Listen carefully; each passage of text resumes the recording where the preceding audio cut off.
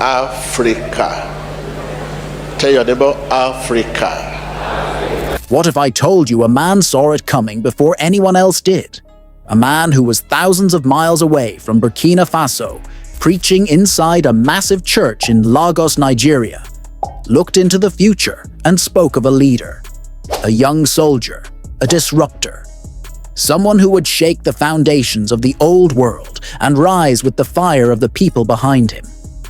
Years before, Ibrahim Traoré stormed into power, before the streets of Ouagadougou were filled with chants for sovereignty and resistance, before French troops were told to pack up and go.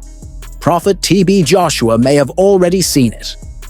And like many of his cryptic prophecies, the world wasn't ready to hear it.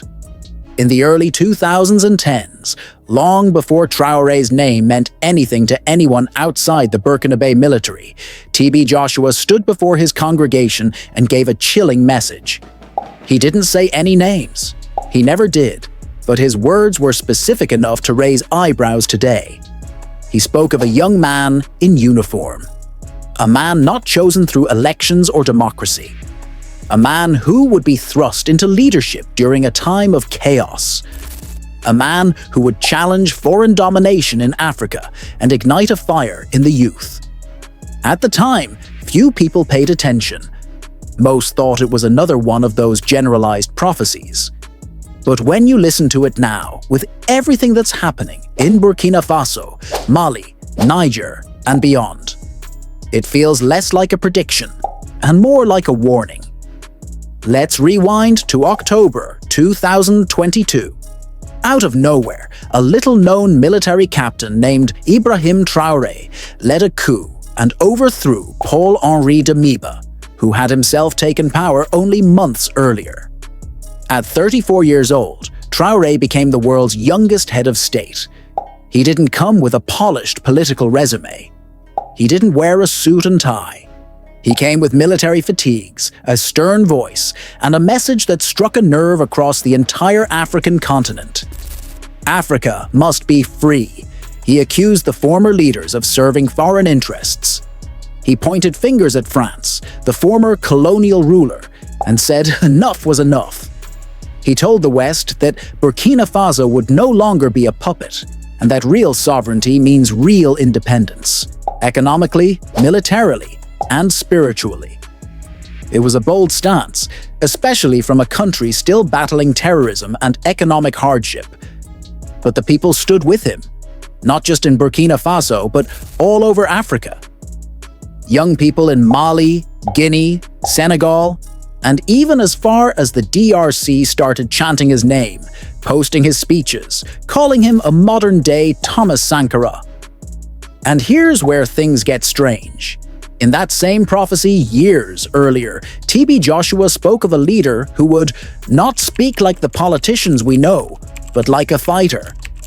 He will be misunderstood, but the people will defend him. These words are almost a mirror reflection of what happened with Traoré.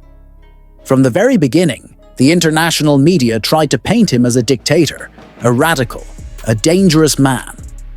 But his people? They call him a liberator, a voice for the voiceless.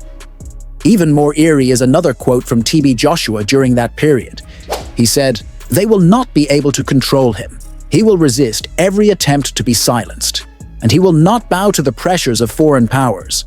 This is not a man of war, but he has been trained by war." Think about that. Trained by war. Ibrahim Traoré wasn't raised in politics. He rose through the military during one of the most difficult periods in Burkina Faso's history. A time when extremist groups were overrunning villages and the central government was losing credibility fast.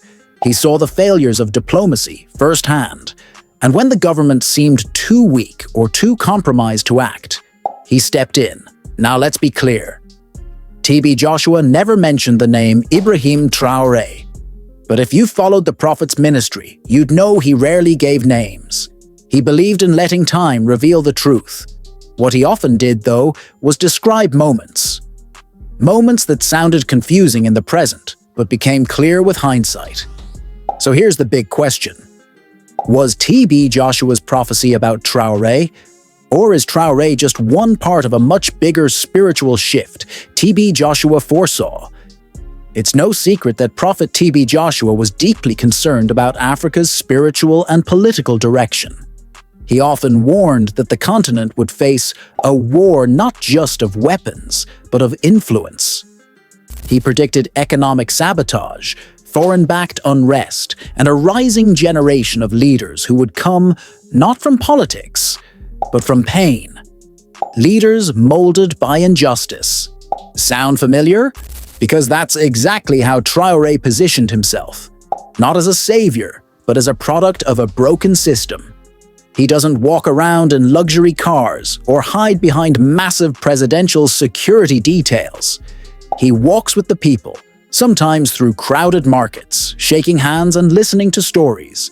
And this terrifies the old system, because the last time Africa had a leader like that, his name was Thomas Sankara, and they made sure he didn't last long. So if TB Joshua did indeed see all this coming, what else did he see? In the same series of sermons, TB Joshua warned of a confrontation that would test the resolve of this young leader. He said they will try to isolate him. They will offer him deals. And when that fails, they will try to remove him. But his survival will depend on the prayers of his people. That line hits differently today, doesn't it? Since Traoré came to power, Burkina Faso has cut ties with France, strengthened relations with Russia, and become a symbol of the anti-neocolonial wave sweeping through West Africa. But that also means he has enemies, powerful ones. There have already been rumors of foreign-backed plots, assassination attempts, and covert operations. And each time, the people have rallied. They surround his home. They march with his image. They pray. And this takes us back to TB Joshua's final years. He always insisted that Africa's future would not be written in boardrooms or parliaments, but in the spiritual realm. That leaders who emerged from prayer, not politics, would shape the continent's destiny. He said, "Watch the nations the world ignores. From there, fire will rise." Burkina Faso was never considered a major player on the African stage, but today it's setting the tone. Traoré isn't just leading a country. He's inspiring a movement. Whether you agree with his methods or not, you can't deny the spiritual energy around him. And for those who believe in prophecy, the signs are too strong to ignore. So, was TB Joshua pointing us to this very moment? Did he, through prayer and revelation, glimpse the rise of Ibrahim Traoré? And if he did, what should we do with that knowledge? Because if the prophecy was real, if this is the man TB Joshua warned us about, then it means one more thing. The battle isn't over. In fact, it's just beginning.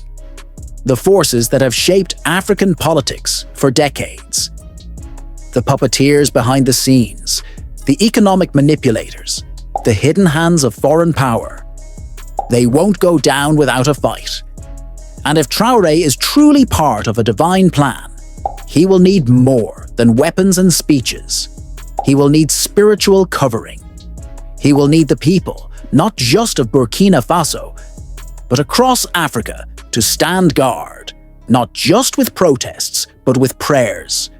Prophet TB Joshua may no longer be with us, but perhaps his words still echo, louder now than ever before. So, I ask you, do you think this is a case of prophecy fulfilled, or is it all just a powerful coincidence? Drop your thoughts in the comments. Let's have this conversation.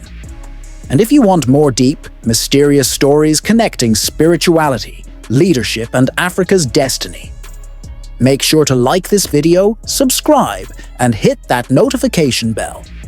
Because some truths are too powerful to stay hidden,